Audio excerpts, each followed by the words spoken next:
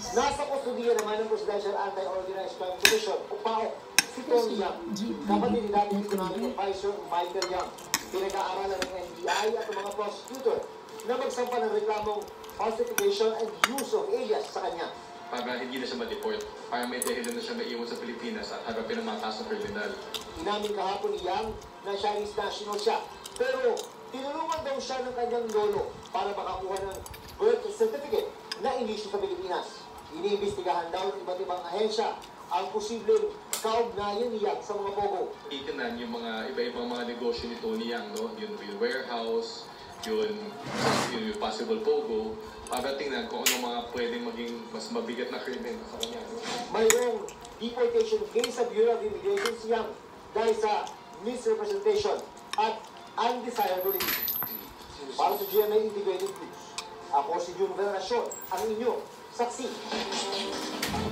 Isiniwalat na isang dating Undersecretary ng Department of Education ang natanggap umano niyang sobre buwan-buwan na galing umano kay Vice President at Education Secretary Sara Duterte. Sagot naman ng Vice ng solicit umano ang dating Undersecretary gamit ang kanyang pangalan. Saksi, si Oscar Oida.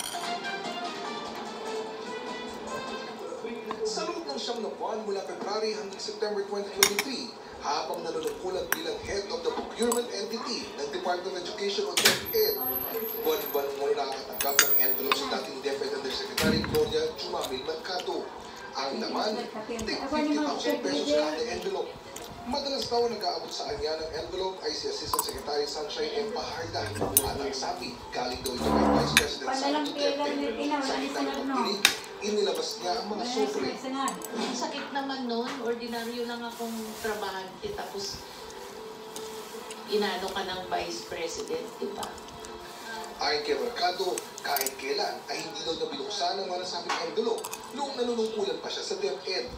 Nang magretiro na, I sought some advice and they just advised me to donate it to a non-government organization, which I did. And that's the only time that I opened those envelopes in front of the people that I was donating it. And it was 50,000 per envelope. The reason why you are considering all these concerns is because you believe that the envelope is a bribe. Do you agree? Yes or no, ma'am?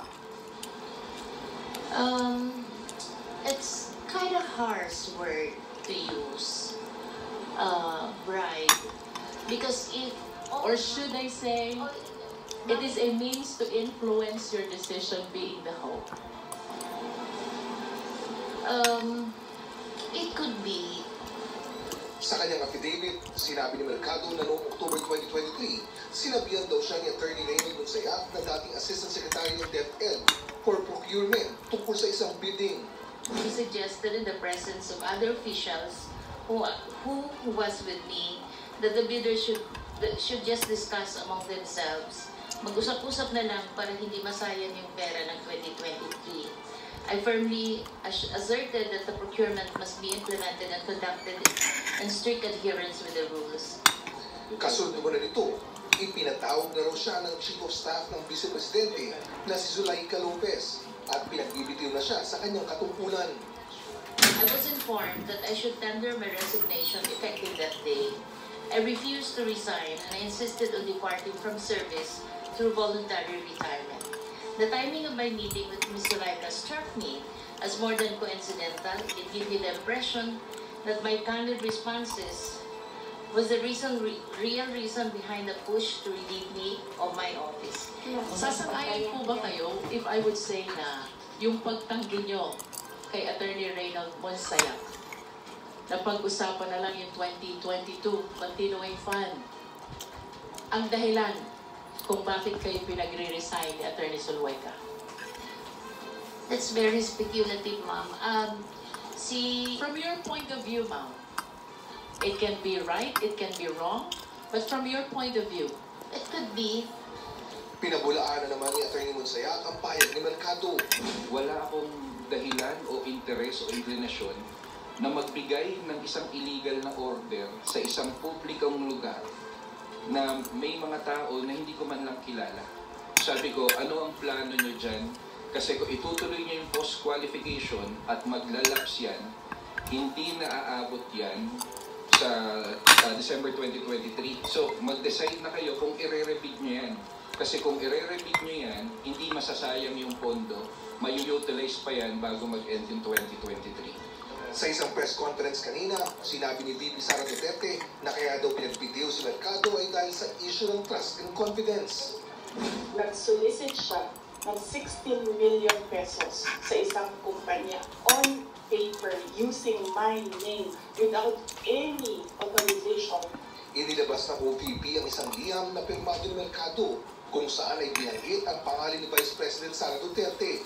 Kalakip nito ang breakdown ng makagamitan at total cost na nakakahalaga ng 16 million pesos.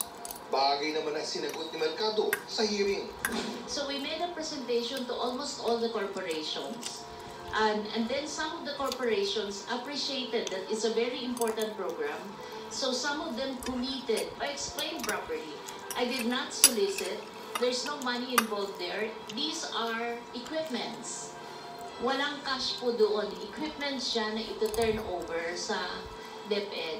So, I feel very sad that up until now, the BP has not been appraised as I explained it to her people. Sa kanyang opening statement naman, sinabi ni Congressman Joel Chua na may mga nanginginig siyang akusasyon at insinuations sa kanilang komite na ito raw ay isang political exercise o atake sa isang individual. Klinaro ni Chua na nais lang daw ng komite na matiyak kung paano naggastos ang sinasabing confidential fund ng OVP. I must stress at this point that the sheer vastness of these potentially misused funds sets this matter apart from other instances of irregularity and disallowance. These amounts easily surpass the threshold for the crime of plunder under our laws. Hinihingan namin ang reaksyon dito si Vice President Duterte. Para sa GM Integrated News, Oscar Oida ninyo, saksi!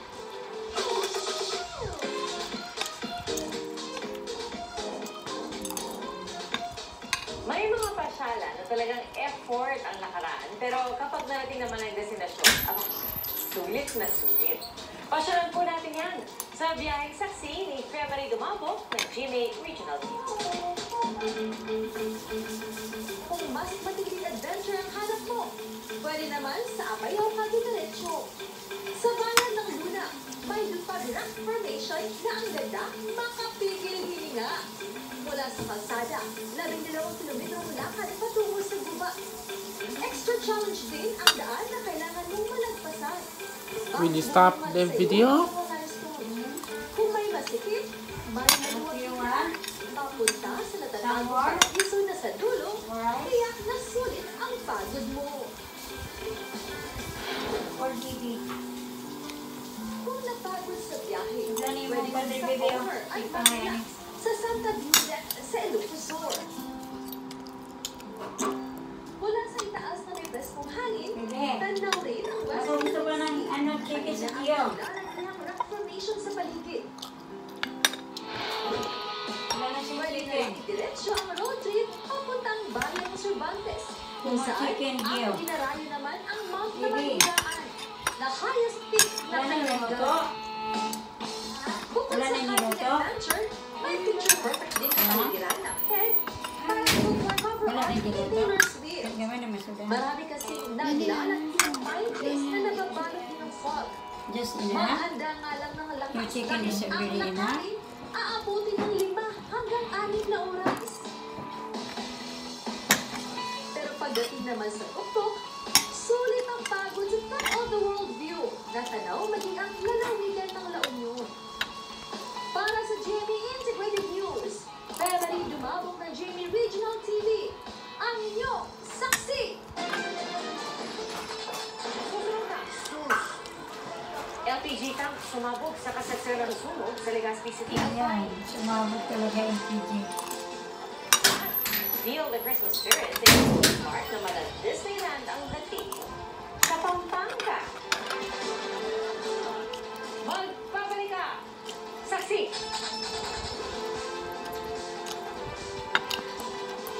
Asa? Water? Asa? Water? Ako lang to, kung bago boses, pinakamagaling. The Voice Kids, Sunday 7 p.m. Kung tama ang aking tutod na nais din tayong makinig ni Kuya, mayroon akong hinala kung saan siya pwede magkuha. Bakit ka ba nagmamadali, Diyos? Ayaw mo bang malaman kung sino ang tumakit at nagpahirap sa amin ng ating lipitasyon? New Sunsilk Anti-Dandruff. Ready na?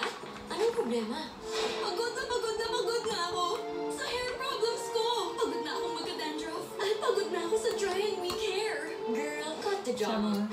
Use the new Sunsilk Anti-Dandruff. A 2-in-1 solution with tea tree oil and aloe vera to remove dandruff via healthy, smoothen hair.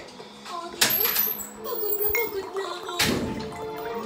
Maging maganda. Ganda dandruff na healthy, smooth hair pa with new Sunsilk. Kahit lagpas ka na sa kalendaryo, marami ka pang gustong gawin sa buhay. Pero humihina na ang katawan mo. Mag-Bear Brand Adult Plus na. Doble tibay katawan at resistensya nutrients na tama sa edad mo. Tulog para tuloy ang tibay. Bear Brand Adult Plus. Uy, basahan! No, papuntes ko yan